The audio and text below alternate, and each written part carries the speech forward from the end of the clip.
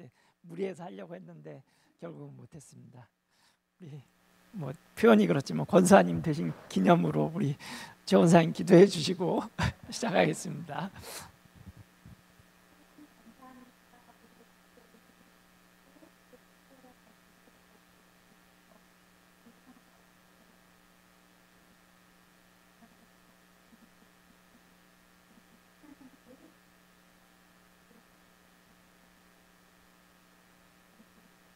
아멘. 우리 고린도후서 8장 9장은 부록처럼 우리 한다고 그랬죠.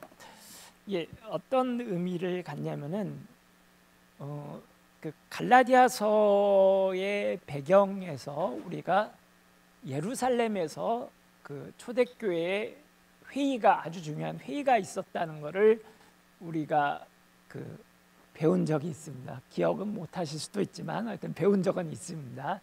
그래서 이제 주요 쟁점은 그 이방인들이 예수님을 믿게 됐을 때 율법을 지켜야 하느냐 말아야 하느냐 하는 거였고, 그래서 결론은 어떻게 났죠? 안 지켜도 된다는 거였고, 대신 우상 숭배와 음행과 핏째 먹는 것 이런 것만 금하는 걸로 하는 게 공식적인 결론이었습니다. 그런데 공식적인 결론에는 포함이 되지 않았지만 또 중요한 게 한 가지 그 결정된 게 있거든요. 그러니까 말하자면은 예루살렘에 의해서 사도 바울의 입장이 있고 사도 바울에 반대하는 입장이었는데 결국은 어느 쪽이 공식적으로 승리한 거죠? 사도 바울과 사도 바울의 반대 입장 중에 바울의 입장이 승리를 했습니다. 근데 바울의 입장이 받아들여졌는데 그 회의의 공식적인 말하자면 공식적인 선언문, 성명서 그런 데는 안 나오지만은 또 중요한 게 하나 결정이 되는 게 있는데 그게 뭔지 혹시 기억하십니까? 그게 뭐였냐면은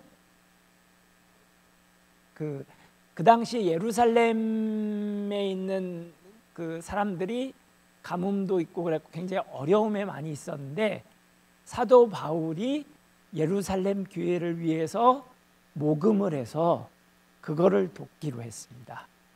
그게 이제 말하자면 공식적인 선언문에는 안 들어있지만 굉장히 중요한 결정이었는데 고린도후서 8장과 9장은 그와 관련된 내용입니다. 이제 내용을 보시면은 혹은 미리 읽어보셨으면 알 수 있는데 8장 9장이 거의 비슷한 성격을 가지고 있어요. 조금 이따 그 부분은 더 얘기를 하도록 하겠고, 그런 배경 하에서 그 다음에 또 얘기할 수 있는 게 뭐냐면은 일단 성경에 보면은 고린도 교회에 보낸 편지가 몇 편이 되어 있습니까? 네, 2개 있죠. 전서와 후서. 근데 이제 그 고린도 서신에 보면은 사도 바울이 2편의 서신이 아니라 더 많은 편지를 보낸 걸로 되어 있습니다. 또 다른 서신에서 뭐 그런 표현들이 나오거든요.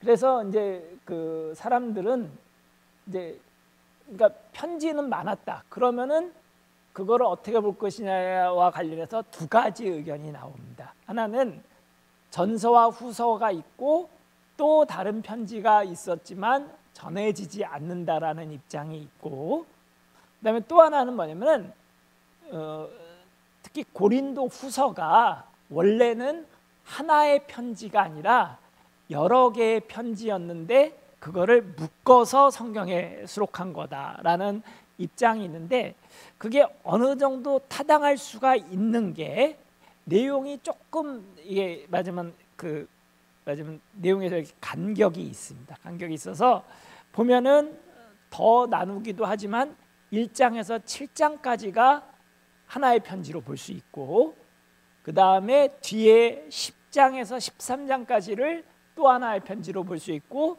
그 다음에 우리가 살펴볼 8장, 9장을 하나로 묶기도 하고 8장 따로 9장 따로 보기도 합니다. 그러니까 주제는 똑같은데 8장과 9장이 약간 그 뉘앙스나 수신자가 차이가 있거든요. 그래서 동일한 주제로 2번 보낸 편지라고 보는 입장도 있습니다.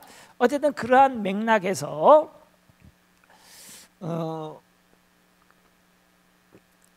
이제 오늘 이 내용을 살펴볼 건데요. 여러분들 고린도라는 지명을 혹시 들어보셨습니까? 고린도? 뭐 교회에서 들어보셨겠지만은 지금 대강 보니까 세대가 중고등학교 때 세계사 같은 것도 배웠던 세대인 것 같은데 뭐 꼭 제가 기억해내라고 하지 않습니다.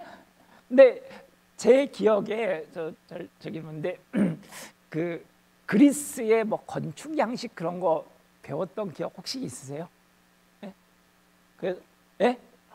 까먹었죠. 그래서 뭐 3가지 양식 대체로 저도 뭐 구체적인 내용은 모르겠는데 있는 게 뭐 도리아식, 이오니아식 그런 게 있습니다. 그리고 또 하나 남는 게 코린트식이라는 그 건축 양식을 하거든요.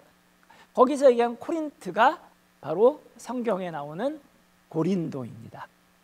그리고 이 고린도는 그리스로 보면은 제가 그림을 잘 못 그리기 때문에 그리스가 이런 식으로 이렇게 쭉 길쭉하게 생겨 있고 요 밑에 좀 커다란 섬 비슷하게 이렇게 돼 있는 게 있는데 섬이 아니라 이렇게 연결돼 있는 게 있는데 여기가 이제 말하자면 소위 발칸반도잖아요. 발칸반도고 요 지역이 바로 고린도입니다. 제일 남부죠. 남부의 동그란 지역이고 그 당시에 그 로마의 행정구역상 그리스 지역은 크게 2개로 나뉩니다. 남북으로 나뉘어서 북쪽을 우리들이 알 수 있는 마게도냐라고 부르고 마게도냐 하면 기억나는 인물 혹시 없으세요? 마케도니아 출신의 유명한 왕 알렉산더가 마케도니아 출신이죠. 근데 원래 마게도냐는 그리스 본토 말고 북부 지역에 있는 또 다른 왕국이었는데 이제 로마 시대 때는 요 북부 지역을 전부 마게도냐라고 부르고 요 남쪽은 아가야라고 불렀습니다. 그러니까 고린도는 말하자면 그리스 지역을 로마 시대에 나눈 행정구역의 아가야에 속한 그 일부 지역입니다. 그러니까 말하자면 고양시는 좀 더 넓은 행정구역으로 치면 어디죠? 경기도. 그러니까 아가야가 경기도에 해당하는 거고 고린도는 고양시 뭐 그런 식으로. 그러니까 아가야 지역의 고린도라고 얘기를 할 수 있습니다.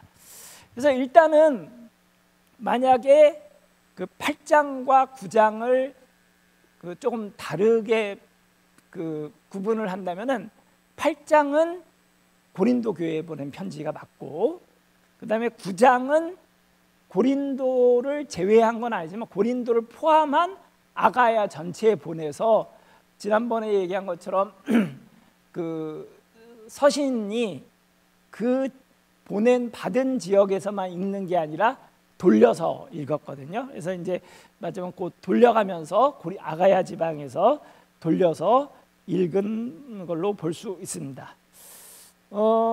그 당시 고린도는 아가야 지역의 가장 중심지였고 그래서 총독도 이 고린도에 거주하고 있었습니다. 그리고 이제 말하자면은 총독이 거주한다고 하면은 외부 문물의 영향을 많이 받을까요? 안 받을까요? 네, 받죠. 그러니까 도시적이고 말하자면 지금식으로 하면 글로벌한 도시였어요. 전통적이기보다는 코스모폴리탄적이라고 제가 표현을 했는데 반면에 마게도냐는 상당히 농촌적이고 전통적인 색깔을 많이 갖고 있었어요. 여러분들 지금 이제 대강 성격을 얘기를 했는데 전통적이고 농촌적인 지역에서 목회하기가 쉬울까요? 아니면 도시적이고 이렇게 좀 글로벌한 지역에서 목회하기가 더 쉬울까요? 여러분 생각에 그러니까 말하자면 배운 게 고린도 사람들이 더 많이 배웠어요. 똑똑하고 말도 많고. 마게도냐는 우직하고 그 열심이고 뭐 그런 스타일이거든요. 그럼 어디가 쉬울 것 같아요? 마게도냐가 쉬운 것 같죠. 맞았어요. 그러니까 마게도냐 사람들은 바울이 말하면 말도 잘 듣고 이제 헌금 내라고 이제 돕기위해서 모금한 다음 돈도 잘 걷고 그랬는데 고린도 사람들은 뭘 그런 걸 하냐고 그러고 뭐 그게 무슨 의미가 있느냐고 그러고 그래서 하여튼 그 도시교회 이렇게 좀 배운 데 많은 사람들이 목회하기가 쉽지가 않아요. 제가 아까 설교하고 왔다고 하는데 거기도 조금 이제 그 교육 수준이나 그런 게 좀 높은 편이거든요. 그래서 말하자면 일반 교회에서 적응을 잘 못하고 조금 이게 불만 있는 사람들이 많이 모이는 교회인데 뭐 이제 나름대로 거긴 잘하는 것 같은데 쉽지가 않아요. 여러분들 그 생각을 안 해보셨겠지만은 지금 따지고 보면 사도 바울이 쓴 편지에서 이제 각지로 보내잖아요. 어디로 보낸 편지가 제일 양이 많은 거예요? 지금? 그러니까 어느 교회, 어느 지역? 갈라디아서 우리가 배웠는데 몇 장이었죠? 장수가 6장이었죠. 그 다음에 우리가 잘 아는 유명한 로마서는 내용이 조금 틀리지만 16장이에요. 그런데 고린도 교회는 지금 편지 수로도 뭐 지금 성경에는 2개지만 더 많다고 그러고 장수로도 지금 전서후서 합치면은 29장이나 돼요. 그게 뭐 고린도 교회가 잘해서일 수도 있지만은 그만큼 문제가 많아가지고 하여튼 굉장히 바울로서는 힘든 목회지였어요. 그래서 고린도 교회 보면 내가 눈물로써 이 편지를 보낸다 뭐 그런 얘기도 나오고 하여튼 말썽을 굉장히 많이 피웠던 그런 지역인데 하여튼 거기가 지금 우리가 살펴볼 그런 내용입니다. 원래 그 고린도 교회의 모금 계획이 예전에 있었는데 금방 얘기한 것처럼 고린도 교회가 말썽이 많다 보니까 고린도 교회와 바울 사이에 간격이 좀 벌어졌어요. 그래가지고 좀 중단되었다가 다시 이제 화해하고 나서 재기가 됐는데 그걸 좀 엿볼 수 있는 성경 구절들을 잠깐 보고 그 다음에 오늘 내용들을 진행하도록 하겠습니다. 먼저 그 원래 모금 계획에 대한 거는 고린도전서 16장 1절에서 4절까지입니다. 고린도전서 16장 1절에서 4절. 들어가면서 읽으려고 했는데 우리 반장님이 나가셨는데 두 분이서 같이 읽어보겠습니다. 고린도전서 16장 1절에서 4절. 자, 우리 돌아가면서 황 권사님부터 읽을까요? 한 절씩 읽도록 하겠습니다.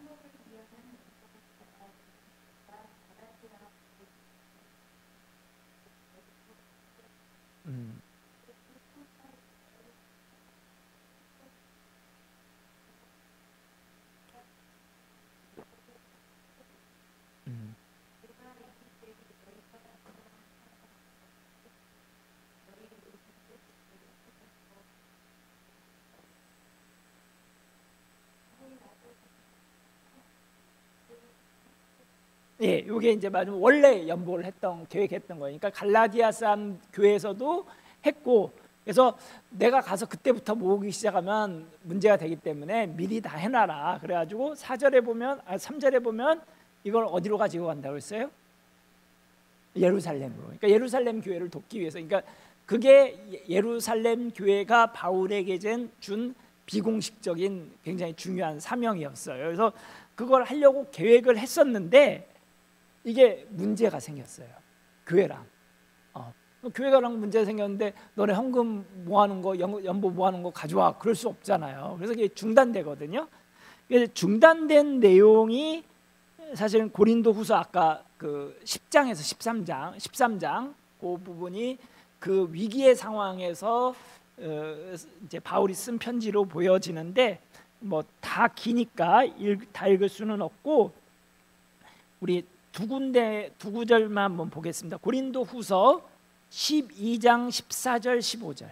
고린도후서 12장 14절 15절. 요거는 우리 최현실 권사님이랑 박영근 집사님 한 절씩 읽어주실래요? 고린도후서 12장 14절 15절.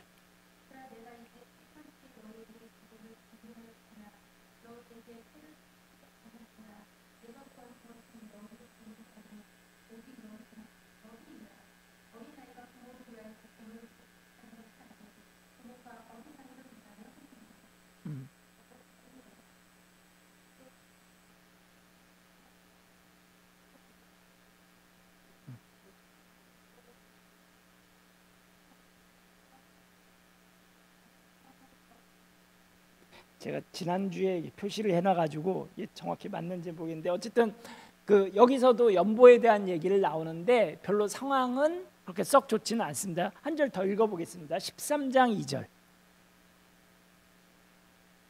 이거는 황 권사님이 읽어주겠어요?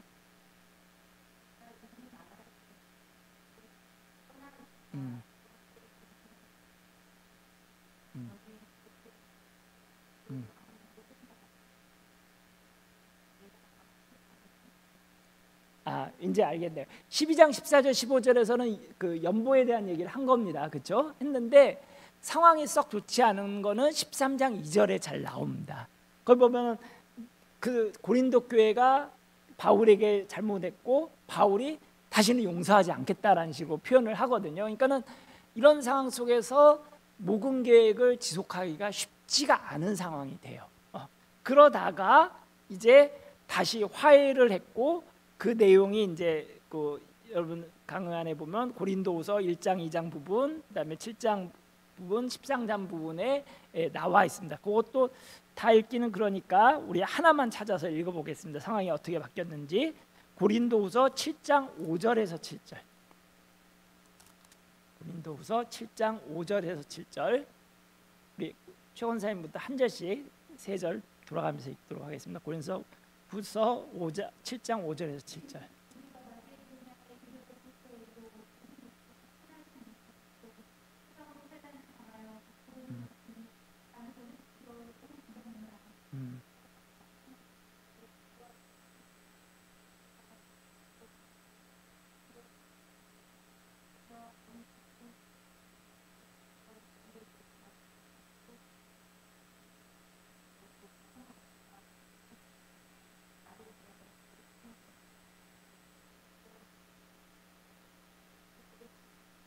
여기서 보면은 바울은 지금 어디에 있다고, 요 편제 구절을 쓸 때 어디에 있다고 나옵니까?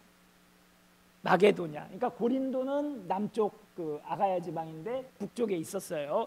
우리가 살펴보는 주요한 교회들은 다 마게도냐 지역에 있습니다. 그런 상황에서 갈라디아 포함해서 그런 상황에서 누가 왔습니까? 지금 디도가 왔어요. 디도가 왔는데 디도가 올 때 그냥 온 게 아니라 위로하시는 소식을 가지고 왔다고 그랬죠. 근데 그게 그 누구에게서 받은 위로로 표현하고 있냐면 너희라고 얘기했는데 그럼 너희가 가리키는 사람들은 누구일까요? 지금 이게 누구한테 쓴 편지죠? 고린도 교회. 그러면 너희는 누굴까요? 고린도 교인들이에요. 그러니까 말하자면은 그 고린도 교회 아까식으로 하면 고린도에 모금 계획이 있었다가 고린도 교회가 뭔가 사도 바울에게 잘못을 해서 사이가 벌어져서 굉장히 안 좋은 상황이었는데 그리고 바울은 마게도냐에 떠나 있었는데 그럼에도 불구하고 계속해서 이제 목회를 해야 하니까 디도를 보낸 거예요. 디도를 보냈는데 디도가 가서 맞으면 고린도 교회 분위기가 바뀌었고 이제 잘못했다고 그럽니다. 이제 사이좋 이제 바울 사도님 말씀 잘 듣겠다고 그럽니다. 뭐 그런 식으로 얘기를 하니까 그러면서 풀린 거죠. 그런 상황 속에서 이제 다시 원래 그 생각했던 모금 계획을 지속할 수 있는 상황이 만들어졌고 그래서 이제 8장 9장에 있는 내용들을 기록을 하게 된 겁니다. 자, 여기까지가 서론 혹은 어떤 배경에 대한 설명이었다면은 이제 8장 9장의 내용을 이제 본격적으로 같이 보도록 하겠습니다. 우리 먼저 8장 부분을 같이 읽어보도록 하겠습니다. 우리 한 절씩 돌아가면서 읽도록 하겠습니다. 하나님께서 마게도냐 교회들에게 주신 은혜를 우리가 너희에게 알리노니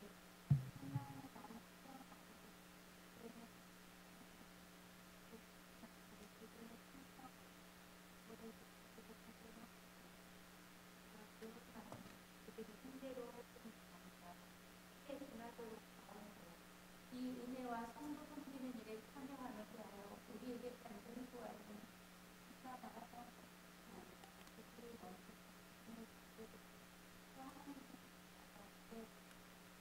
그러므로 우리가 기도를 전하여 그가 이미 너희 가운데서 이 은혜를 그대로 선자하라.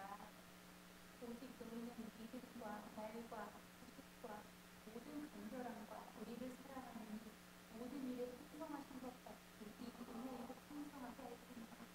내가 명령으로 생각하지 말고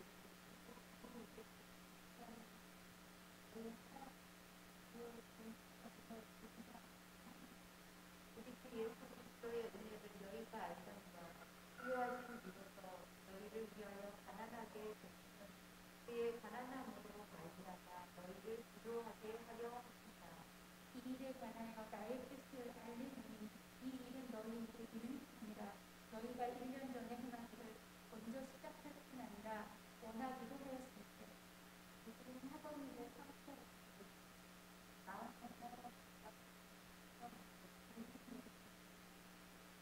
할 마음만 있으면 있는 대로 받을 것도 없는 것도 받지 않으라. 이는 다른 사람들은 평안하게 하고 너희는 곤고하게 하려는 것이 아니요 든든하게 하려 하는 것. 너희들이 잘못하는 것들을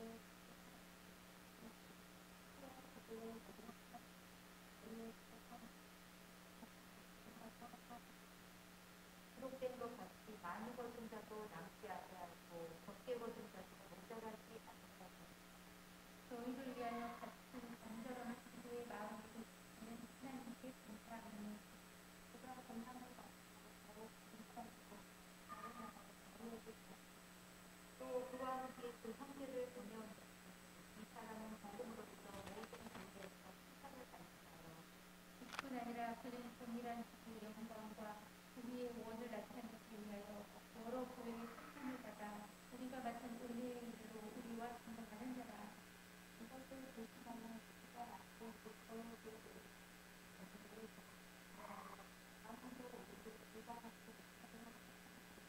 그는 우리가 주 앞에서뿐 아니라 사람 앞에서도 뻔한 일을 조심하려 한다. 또 그들과 함께 우리의 한 형제를 보내었느니 우리는 그가 여러 가지 일에 간절한 것을 여러 번 확인하였거니와 이제 그가 너희를 크게 믿음으로 더욱 간절한다. 기도로 말하자 나의 믿음은 너희로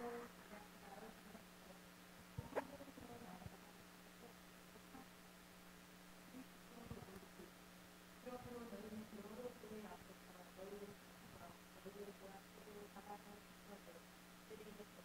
아멘.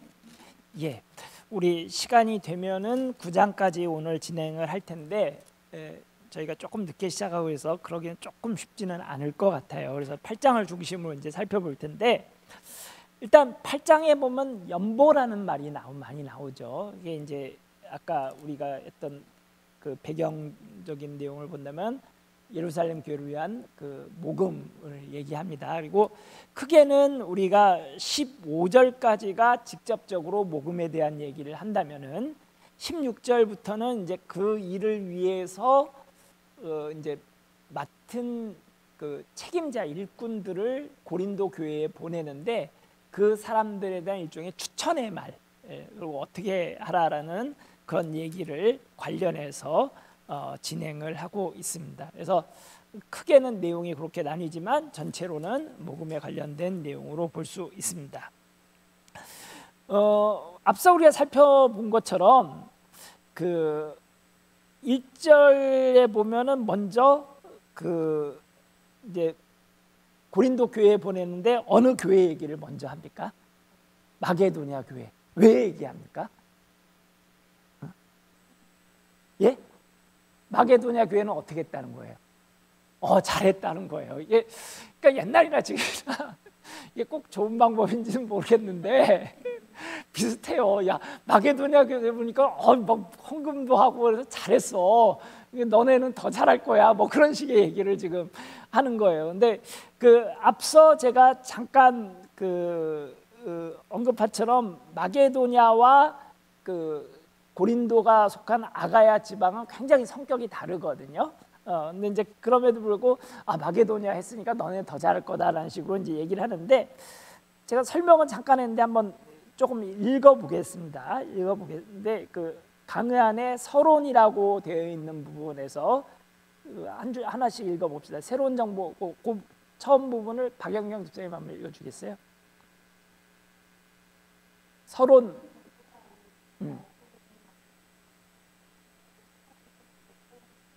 예, 그러니까 고린도 교회가 모르는 거 아니에요. 근데 알고 있는데 다시 한번 이제 맞으면 좀 얘기하면 의도가 있죠. 바울도 의도를 가지고 얘기를 하고 있습니다. 그래서 데살로니가 교회나 빌립보 교회 보니까 정말 잘하더라. 뭐 그런 얘기를 한 거죠. 그다음에 마게도냐의 성격에 대해서 황 권사님 좀 읽어주시면.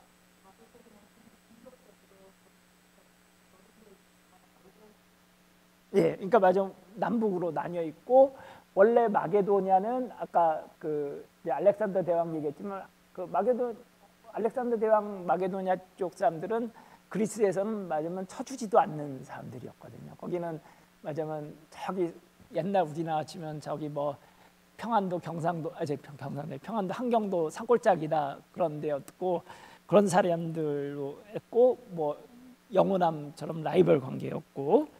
근데 어쨌든 이때는 마게도냐 아가야로 나뉘어 있었고, 계속 읽어주시면은 예, 괄호 안 빼고 읽어주세요 그냥.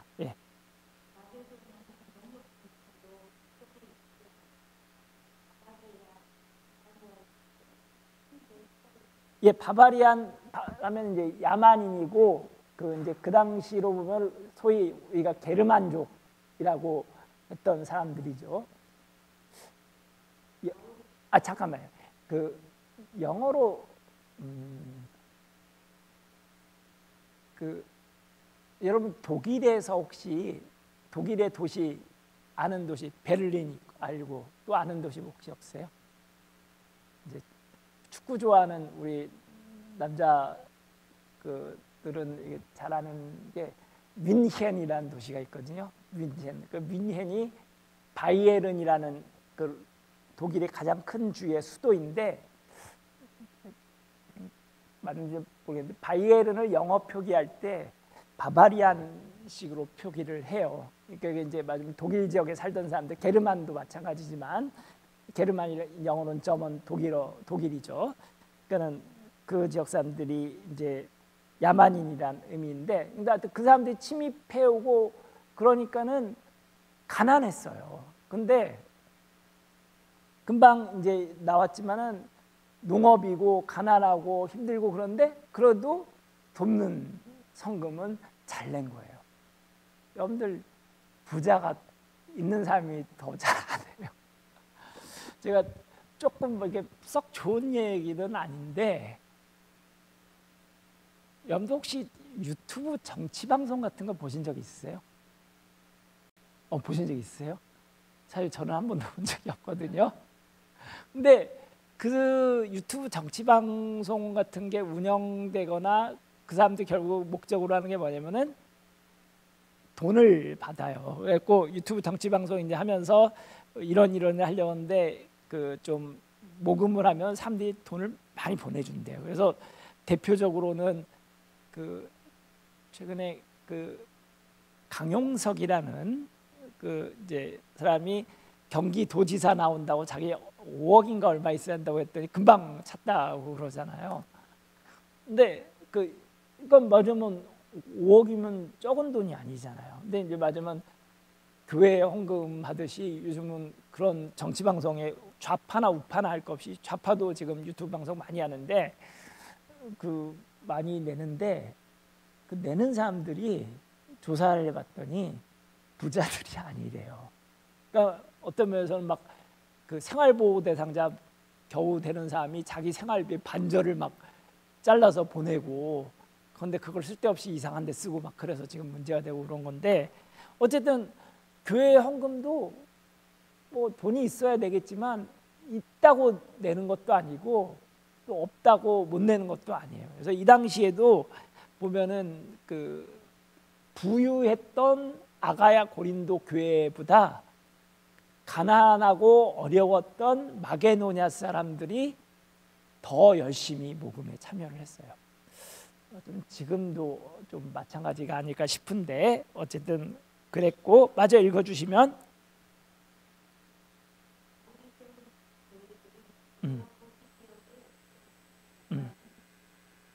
예, 그 마게도냐 상황이었는데, 아까 제가 이제 모금 전달하는데 마게도냐인들이 많이 참여했다고 그러는데, 우리 한번 성경을 한번 찾아서 읽어보겠습니다.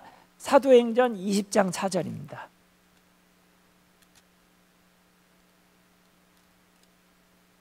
장 4절 같이 한번 읽어볼까요? 찾으셔서 사도행전 20장 4절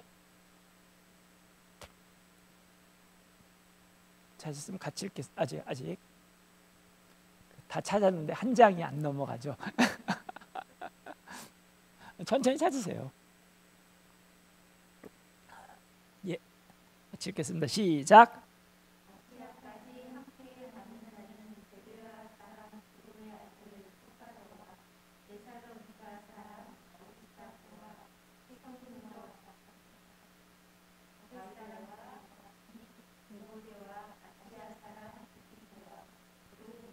예, 여기 이제 말하자면 그 사도 바울이 예루살렘 교회에 성금을 전달하기 위해서 가는데 같이 동행했던 사람들입니다. 근데 여기 이제 마게도냐라는 이름은 안 나오지만은 베레아, 데살로니가 그런 데가 다 마게도냐 지역이에요. 그러니까 그 지역에 있던 사람들이 말하자면 지금 성금 전달하는데 가는 건데, 성금 안 내고 전달만 하러 가지 않겠죠.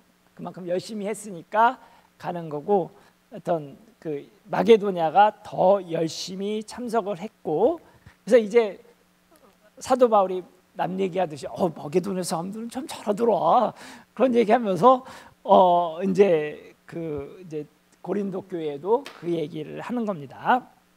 그래서 쭉 얘기를 하는데 그 표현이 그 2절에도 나오죠.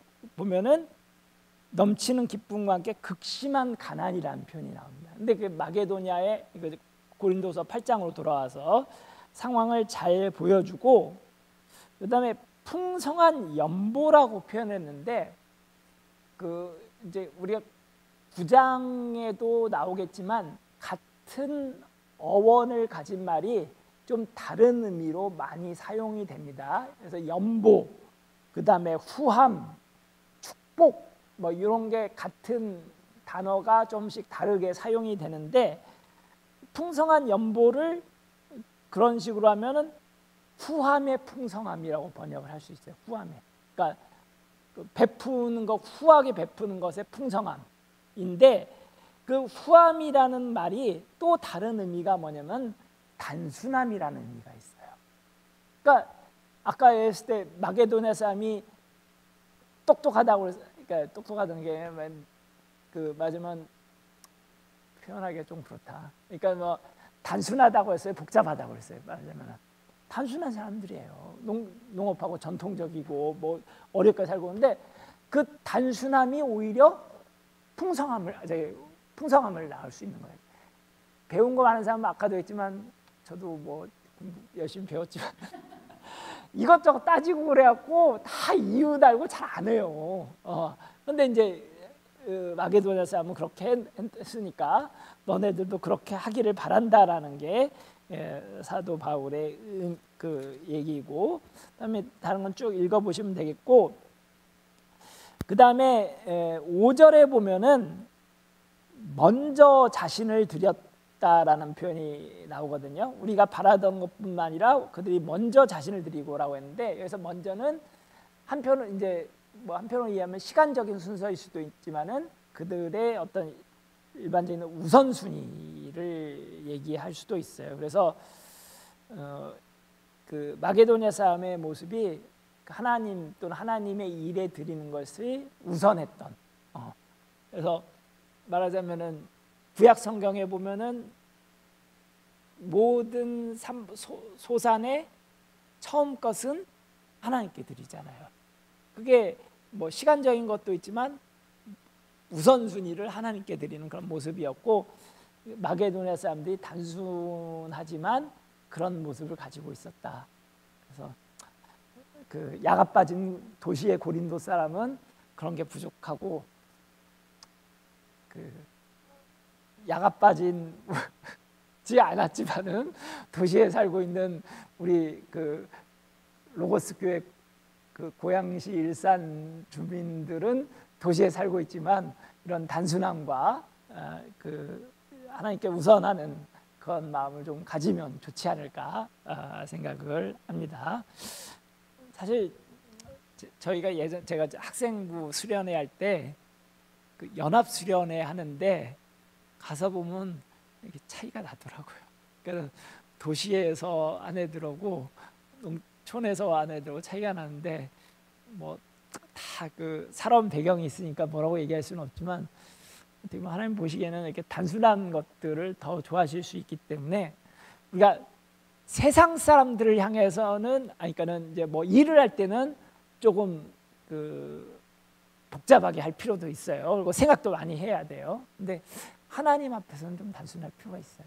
네, 그런 부분을 우리가 그 마게도냐 사람들과 고린도 사람들을 통해서 볼 수가 있습니다.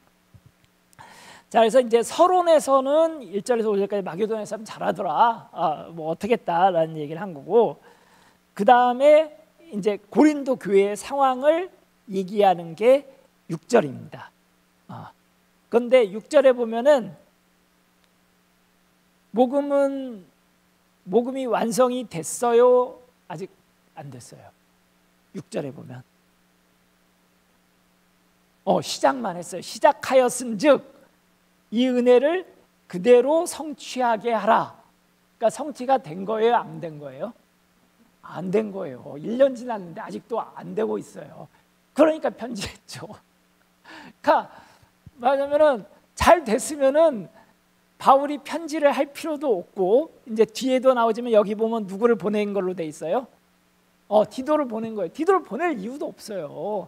뭐 알아서 잘하는데, 그러니까 잘 안 되고, 그 다음에 복음도 지지부진하니까 이제 사도 바울이 이 편지 보내고 디도도 보내고 그렇게 한 거예요. 되지 못한 거고, 그 다음에 6절에 보면 디도를 권하여라고 돼 있는데 뭐 크게 중요한 건 아닌데, 요거는 명하여로 번역이 하는 것이 더 적절할 수 있어요. 디도를 명해서 내가 이렇게 하겠다라고 한 거죠. 그래서 이제 빨리, 사실 이게 우리가 성경 공부하고 있고 그렇지만은 좀 안 좋은 세상 말로 하면 이게 일종의 독촉 편지예요. 독촉 편지. 빨리 하던 빨리 해. 왜 안 해갖고 이렇게 나 곤란하게 만들어. 그런 내용인 거죠. 6절이 이제 그 상황을 얘기하면서 7절 8절에서 이제 상황이 그러니까 이제 잘하자라는 얘기가 7절 8절에 나와 있는 거라고 볼 수 있는데, 그래서 7절에 보면은 고린도 교회인을 향해서 너네가 원래 이런 사람 아니냐. 그러니까 이제 마게도냐 사람 얘기만 한 게 아니라 너네가 충분히 할 그런 저기가 된다는 걸 얘기하기 위해서 좀 칭찬을 해주는 게 필요한데, 그게 보면은 그 3개씩 3 곱하기 2로 말하자면 그 칭찬을 하고 있습니다. 첫 번째 보면은 뭐예요? 믿음, 말, 지식 이렇게 하나로 묶이는 거고, 두 번째가 간절함, 사랑, 모든 일 풍성함 이렇게 하나로 묶이는 걸로 볼 수 있습니다. 그래서 그 믿음이라는 의미가 뭐 말 그대로 그냥 그 신앙적인 것을 얘기하기도 하지만은 그 영어로 믿음은 faith잖아요. faith. 근데 faithful 그러면은 신실하다 뭐 그런 의미도 되거든요. 그러니까 두 가지 의미를 사도 바울이 다 사용한 것 같아요. 믿음도 있고 너네들이 신실한 사람 아니냐. 그러니까는 잘하라라는 거죠. 그래서 말과 지식이 많은 거는 고린도 교회가 유명해요. 똑똑하고 그래서 말이 많고 그래서 문제가 됐고, 근데 그것만 있으면 잘 안 되는데 너희가 신실하기까지 하니까 잘 할 수 있을 거다. 그러면서 특별히 뒤에 있는 게 더 중요하죠. 복음의 맥락과 관련해서는 간절함은 열정으로도 번역되는 그런 말이고, 열정도 있고 사랑하는 마음도 있고 모든 일 풍성하지 않냐. 그러니까 너희들 충분히 모금할 수 있는 사람들이다. 그러니까는 모금을 통해서 이러한 것, 내가 말한 게 정말 맞다는 것을 증명을 하라. 뭐 그런 얘기를 하고 있고, 그 다음에 7절에 보면은 7절 지금 보고 있죠. 그 우리를 사랑한다라고 표현하고 있는데, 그 우리를이라는 말이 원문에는 그 조금 복잡한 내용인데 너무 복잡해서 이렇게 바꿔놨는데, 뭐냐면 우리로부터 와서 너희 안에 거하는 이들, 그러니까 맞은 디도 같은 이들, 혹은 뒤에 나오면 이제 바울이 모금을 활동을 위해서 임명한 사람들 있잖아요. 그런 사람들 사랑하는 모습이 드러나고 그런 것들이 모금을 활동을 통해서 이렇게 나타날 거라고 얘기를 하고 있습니다. 여러분들 고린도 교회에 보낸 편지 하면은 제일 우리들한테 유명한 내용이 뭐가 유명합니까? 사랑. 그게 어디 있죠? 고린도전서 13장. 근데 우리는 좋은 구절이니까 그냥 이렇게 좋은 마음으로 받아들이잖아요. 근데 이게 왜 다른 데는 없는 사랑에 대한 얘기를 그렇게 구구절절하게 사도 바울이 썼을까 하면은, 말하자면 그만큼 말썽이 많아서 그래요. 그러니까 사랑으로 이런 것들이 다 해결이 되면은 문제가 없는데, 이게 말썽이 많으니까 사랑에 대해서 이제 그런 것들을 그들 안에 품었으면 하는 마음이 그 바울의 어떤 숨은 의도라고 볼 수 있죠. 그래서 우리가 결과물을 볼 때 그 배우도 항상 이렇게 살펴볼 필요가 있어요. 사실 이따가 제가 마지막 부분에 얘기를 좀 하려고 한 건데, 왜냐면은 제가 고린도서 8장을 보면서 생각을 한 게 뭐냐면은, 사도 바울이 이런 일까지 해야 하나 그런 생각도 들더라고요. 굉장히 이게 그 말하자면 자존심 상하는 걸 수도 있고, 물론 좋은 일이지만 이게 달래기도 하고 권면도 하고, 그다음에 이따가 뒤에 보면 나오지만 여기 같이 하는 사람들도, 디도 같은 경우는 사도 바울이 아끼는 동역자 또는 제자여서 마음이 맞는 사람인데, 다른 사람 같은 경우는 그렇지 않을 수도 있어요. 왜냐하면 이 사람들이 조금 안 좋은 편으로 하면은, 이게 돈 갖고 일을 하다 보면 뭐가 항상 생길 수 있어요? 네? 부정이 생길 수 있죠. 그러니까 한편으로는 사도 바울이 모금한다고 하면서 이거 갖고 자기 주머니 생기지 않나 감시하는 역할도 좀 했던 사람이에요. 그래서 이런 것까지 당하면서 제가 사도 바울은 그럴 것 같다. 내가 이렇게까지 해야 하나라는 생각을 할 수도 있거든요. 근데 사도 바울 열심히 했거든요. 뭐 다 그런 건 아니지만은, 제가 볼 때 훌륭한 사람하고 또 신앙적으로 성숙한 사람하고 그렇지 못한 사람하고 차이 나는 것 중에 하나가, 자기가 하고 싶은 일은 다 잘해요. 네? 교회에서도 보면은 여러분들이 마음에 맞는 사람이 있고 또 내가 원하는 일이 있을 수 있어요. 근데 그거는 뭐 웬만한 사람은 다 할 수 있어요. 그런데 꼭 그런 일만 있는 것도 아니고, 꼭 내가 좋은 사람들하고만 일할 수 있는 것도 아니에요. 그런데 뭐 이렇게 딱 잘라서 얘기할 수 있을지 모르지만, 훌륭한가 훌륭하지 않은가, 혹은 신앙적으로 성숙한가 성숙하지 못한가의 중요한 차이 중에 하나는 뭐냐면은, 내가 원하지 않는 일을 내가 원하지 않는 사람과 할지라도 최선을 다해서, 물론 내가 원하는 것만큼 할 수는 없겠지만 그래도 가능한 범위 내에서 좋은 성과를 얻기 위해서 일할 수 있는가? 그게 우리를 드러내는 굉장히 중요한 지표라고 생각이 들어요. 저도 돌아보면 제가 이제 이 성경 보면서 학교에서도 직장이다 보니까 이게 마음에 안 맞는 사람들이 있거든요. 그 사람들한테 내가 잘하고 있나? 물론 뭐 나만 잘할 수는 없지만 그래도 하나님 보시기에 괜찮은 만큼 하고 있나? 라는 생각을 하게 되는데 여러분들도 마찬가지예요. 직장에서도 그렇고 뭐 가정이나 친척들과의 관계에서도 그렇고 교회 안에서도 마찬가지예요. 그래서 사도 바울 선생님의 예를 보면서 때로 우리가 원하지 않는 일일지라도 때로는 우리가 원하지 않는 사람과 관계일지라도 하나님께서 우리에게 허락하신 범위 안에서 때로는 끊어야 할 때도 분명히 있긴 있어요. 근데 하나님께서 주신 범위 안에서 내가 그것을 어떤 마음으로 어떻게 감당하고 있는가, 그게 우리를 돌아보게 하는 그런 중요한 하나의 시금석이라고 생각이 듭니다. 자, 이렇게 해서 이제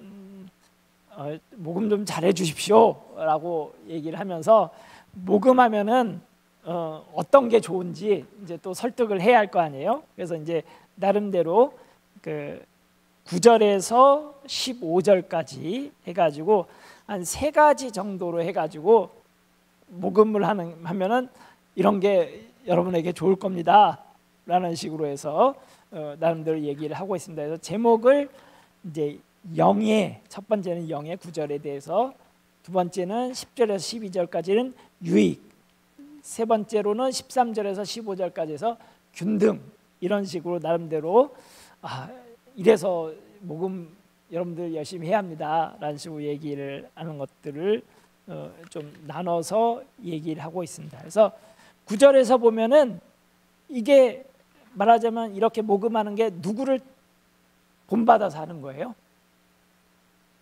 그 주 예수 그리스도 예수님께서 우리에게 모든 걸 주셨는데 너희도 예수님처럼 바칠 수 있는 기회가 된다. 이게 얼마나 좋은 일이냐. 너희가 예수님을 본받을 수 있는 기회다라는 의미에서 좋다는 얘기를 하고 있고, 두 번째로 10절에서 11절에 보면은 말하자면 너희가 지금 모금하는 일을 시작했어요? 아니면 아직 시작도 안 했어요? 시작했죠. 시작했는데 1년 동안 지지부진한 거잖아요. 근데 이걸 그냥 놔두면은 너한테 별로 고린도 교회는 모금 활동 시작만 하고 마치지도 못하더라라고 얘기하는 평이 돌고 그러면은 별로 좋을 게 없다. 그러니까 마치는 게 유익하다라는 식으로 하면서 얘기를 하고 있습니다. 그래서 뭐 시작한 것들이 성취하고 완성하는 것이 너에게 좋을 것이다 라는 표현으로 얘기를 하고 있고, 11절에 보면은 그 마음에 원하던 것과 같이라고 하는 표현이 있는데, 여기서는 원하던 것과 같이는 그 자원하는 마음으로 라는 식으로 해석을 하면 좋을 것 같습니다. 자원하는 마음으로, 그러니까 완성을 하긴 하는데 억지로 하지 말고 자원하는 마음으로 하고, 그 다음에 12절에 할 마음만 있으면, 이것도 역시 같은 의미죠. 자원하는 마음으로, 자원하는 마음만 있으면은 그 주님께서 여러분들이 드리는 대로, 여기도 있는 대로도 가진 대로라고 고쳐서 번역을 했는데, 가진 대로 있는 만큼 자원하는 마음으로 드리면은 받으실 것이다. 그래서 중요한 거는 얼마를 드리는 게 아니라 여러분들이 한 거를 마치는 거다라는 얘기를 했고, 그다음에 세 번째는 논증은 균등이라고 표현을 했는데,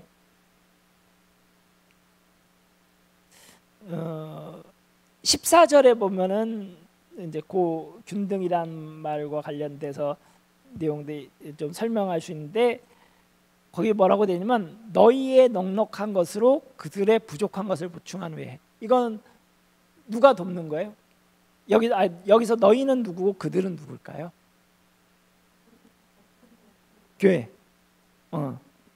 예루살렘. 그러니까 지금 물질적으로 풍부하지 못해서 고린도 교회가 모아가지고 돕는 거잖아요. 그렇게 한다면은 후에 그들이 넉넉한 것으로 너희의 부족한 것을 보충할 것이라고 했는데, 예루살렘 교회는 물질적인 걸로 고린도 교회 도울 만큼 여유는 없어요. 근데 말하자면은 고린도 교회가 지금 복음을 듣고 그래서 교회로 모였는데 이게 결국 어디서부터 시작된 거예요?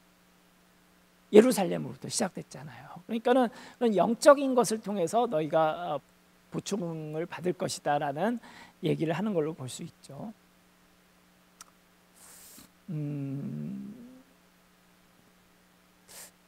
우리 교회도 이제 단기 선교 같은 거 가잖아요.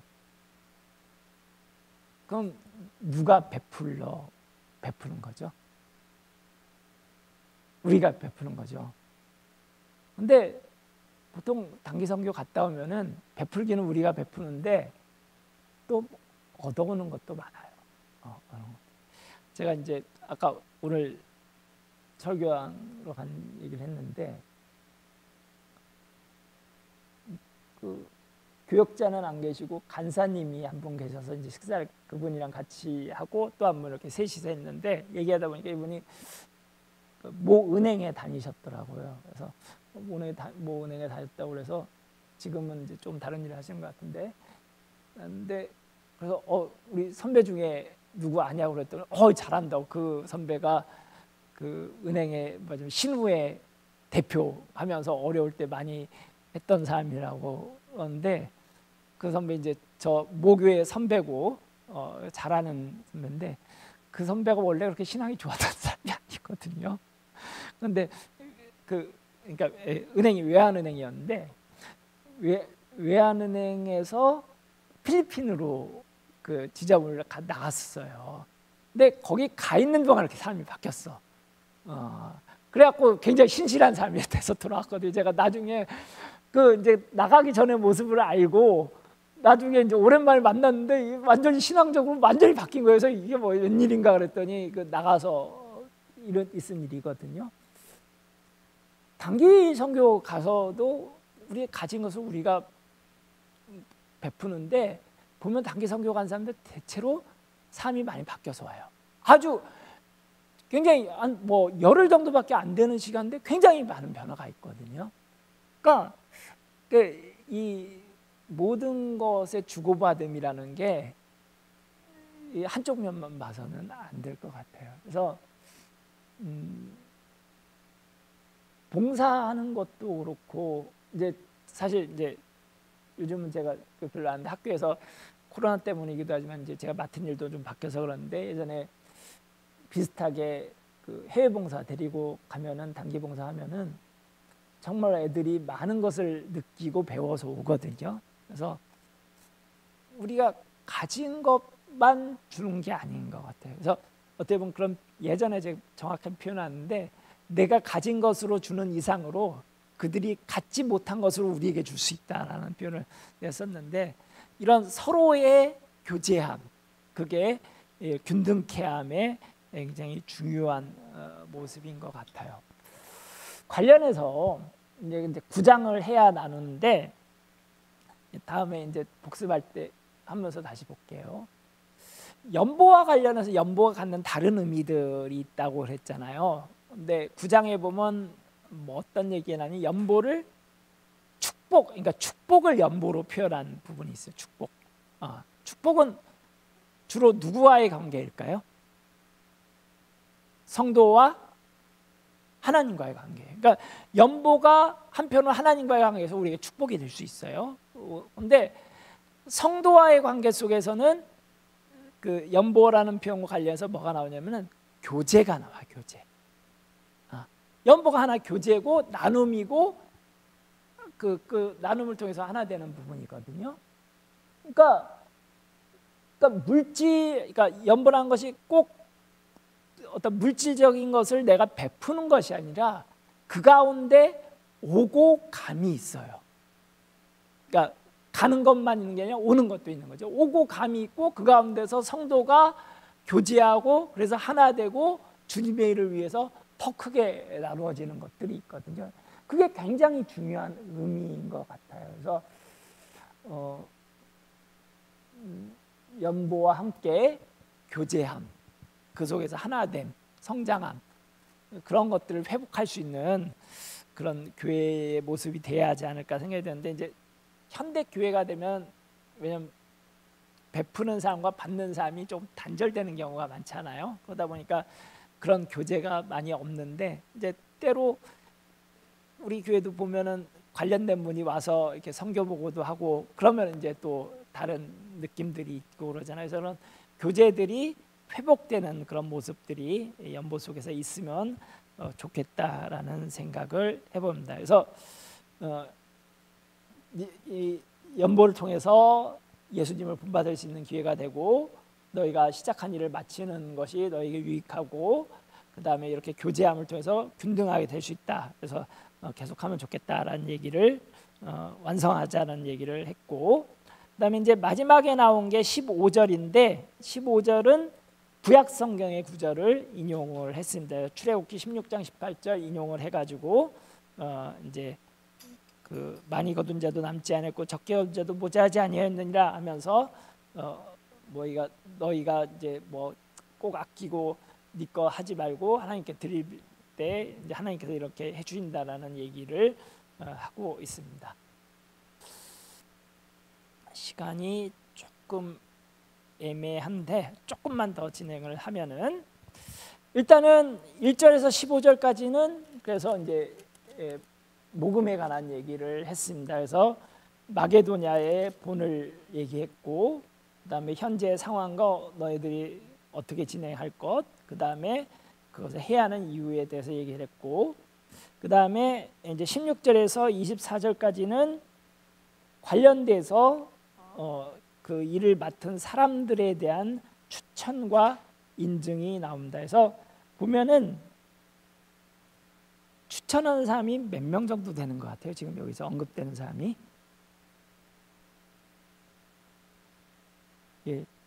딱 보기가 쉽지가 않은데, 일단 16절에 보면 첫 번째 사람이 나오거든요. 그게 누굽니까? 고린도 교회와 관련해서 굉장히 사도 바울과 가교 역할을 했던 디도가 나오고, 그 다음에 두 번째 사람이 어디냐면 18절에 나옵니다. 그와 함께 그 형제를 보냈다. 또 한 사람이 나오고, 그 다음에 22절에 보면 또 그들과 함께 우리의 한 형제를 보냈다. 그래서 그러니까 적어도 3명 이상의 사람이 이 일에 참여하는 것을 보여주고 있습니다. 이제 첫 번째 인물로 등장하는 게 디도고, 우리가 앞서 그 고린도 교회와 바울 간의 관계에서 고린도 교회와 바울과의 관계가 굉장히 힘들고 그랬을 때 그 역할을 해준 게 디도라는 것을 우리가 살펴봤었죠. 그런데 디도를 추천하면서 그 디도에게 있어서 중요한 어떤 특성, 그의 성격과 관련해서 나온 게 딱 하나밖에 없습니다. 그게 뭡니까? 간절함이 있다는 거예요. 이게 굉장히 좀 특이한 경우 같아요. 여러분들 뭐 열정이 있다든지 능력이 있다든지, 설교 지식이 특출하다든지 그런 추천은 많이 들어봤는데, 간절함을 그 사람의 추천하는 주요한 내용으로 한 것은 꽤 독특한 것 같아요. 제가 이 얘기 들으면서 생각나는 게 뭐냐면은 논어인가요? 논어에 보면은 열심히 하는 사람은 누구를 이기지 못한다라는 표현이 나오는데, 즐기다 맞죠? 열심히 하는 사람, 즐겨하는 사람을 이기지 못한다고 했는데, 그거보다 더 중요한 게 어쩌면은 간절한 모습인 것 같아요. 그러니까 능력이 조금 떨어져도, 지식이 좀 모자라도 간절함이 있다면 그것을 이길 수 있는 그런 모습인 것 같고, 디도가 어떤 인물인지 나와 있는 자료들은 그렇게 많지는 않아요. 그런데 굉장히 하여튼 사도 바울의 사역에서 중요한 역할을 한 사람이고 그 사람이 어떻게 그 일을 했을까라고 뭐 잘 모르겠는데 여기 보면 디도에서 가장 중요한 특징이 간절함이라고 얘기하고 있거든요. 우리가 뭐 하는데 잘 안 되거나 좀 옛날 같지 않다라는 뭐 신앙도 그렇고 그런 얘기를 할 때가 많이 있는데 디도의 모습 속에서 좀 우리가 배워야 할 게 그거 같아요. 우리에게 얼마나 하나님 앞에 또는 때로는 우리가 하는 일에 있어서 얼마나 간절함을 가지고 있는가. 뭐 늘 간절함을 가질 수는 없어요. 그러면 삶이 피곤하죠. 피곤한데 근데 그 일을 이루기 위해서는 어느 정도의 간절함이 필요한 것 같아요. 우리 사역을 할 때도 그렇고 우리 뭐 사역 교사를 할 때도 그렇고 교회를 할 때도 그렇고 어느 순간 되면 이제 그 맞으면은 뭐라고 그러죠? 그게 표현이 생각이 안 나요. 어떤 뭐 예? 매너리즘에 빠지잖아요. 맞아요. 딱 제가 하려면 매너리즘에 빠지는데 그때 이런 간절함을 회복하는 것이 우리의 필요한 것 같고 저는 정말 독특했어요. 사람을 추천하는데 능력도 아니고 다른 것도 아니고 기도에게는 간절함이 있다. 이런 부분도 우리가 좀 배우면 좋을 것 같습니다. 제가 이렇게 쭉 보니까 나머지 부분 하려면 막 어영부영 다 할 것 같아가지고 오늘은 요 정도까지 해서 제가 끊도록 할게요. 이제 관련해서 이제 뒤에 이제 8장, 9장 연결해서 우리가 이제 나머지 부분들 볼 텐데 이제 제가 일반적인 그 어떤 요 배경에 대해서 좀 길게 설명을 했고 뭐 사람마다 이 말씀을 통해서 배울 수 있는 것이 다르겠지만 개인적으로는 사도 바울이 이런 사역을 감당하는 모습을 보면서 아까 제가 말씀드린 것처럼 우리가 원하지 않는 사람과 원하지 않는 일을 할 때도 얼마나 최선을 다해서 하나님 앞에서 좋은 성과를 거두느냐가 어쩌면 우리가 우리의 하나님 앞에 신앙의 성숙한 모습을 보여주는 지표가 될 수 있다고 생각이 들어요. 그래서 그러한 부분들 우리가 돌아볼 수 있었으면 좋겠고, 그다음에 두 번째로는 아까 이제 연보의 다른 일부 이제 9장에 나오는 거지만 교제라는 속성을 얘기했거든요. 그래서 연보가 단순히 물질의 오고 감이 아니라 하나님 안에서의 참된 교제가 될 수 있는 그런 개인적으로도 그렇고 교회적으로도 그런 모습이 있었으면 좋겠다는 얘기를 했고, 마지막으로 하나 더 정리한다면은 디도의 모습을 보면서 간절함이라는 그의 어떤 추천사를 보면서 우리가 하나님 앞에 또는 우리가 하는 일에 있어서 얼마나 간절한가 다시 한번 돌아보는 계기가 되었으면 좋겠다라는 얘기를 드렸습니다. 오늘은 여기까지 진행하고 나머지 부분 다음 주에 이어서 하도록 하겠습니다. 우리 잠깐 기도하도록 하겠습니다. 말씀 생각하면서 제가 정리해 드린 내용을 가지고 기도하셔도 좋고 아니면은 그냥 여러분들이 오늘 말씀을 들으면서 여러분에게 개인적으로 와닿았던 부분이 있다면은 그 말씀을 가지고 잠깐 기도하고 제가 기도하고 마치도록 하겠습니다. 기도하시겠습니다.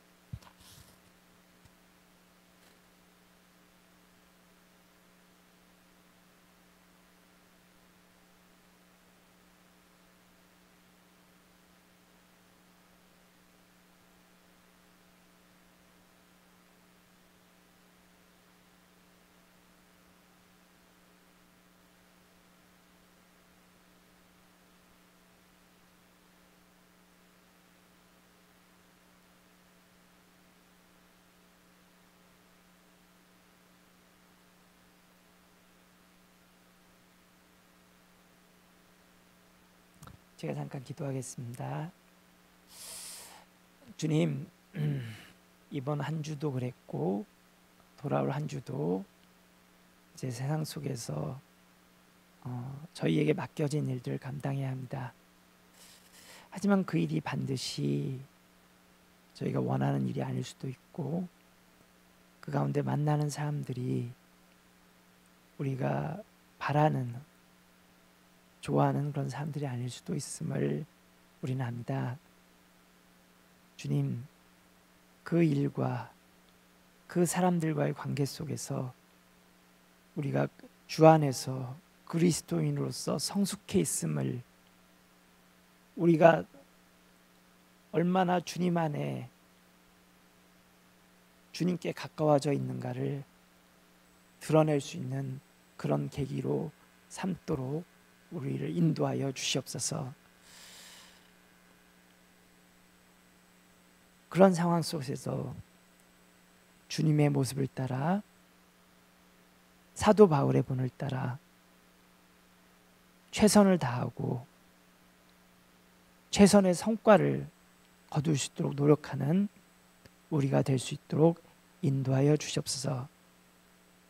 우리는 부족하지만 주님의 인도하심을 따라서 그렇게 할 수 있을 줄 믿습니다.